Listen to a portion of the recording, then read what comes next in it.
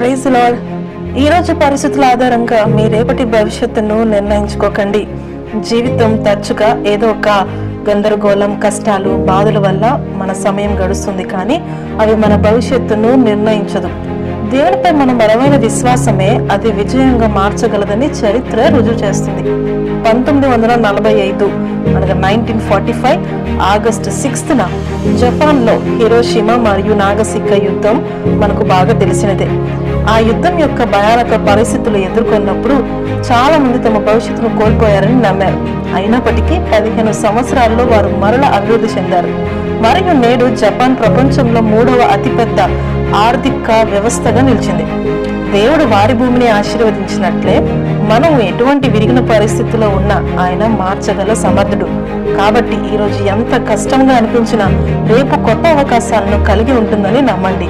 My God bless you.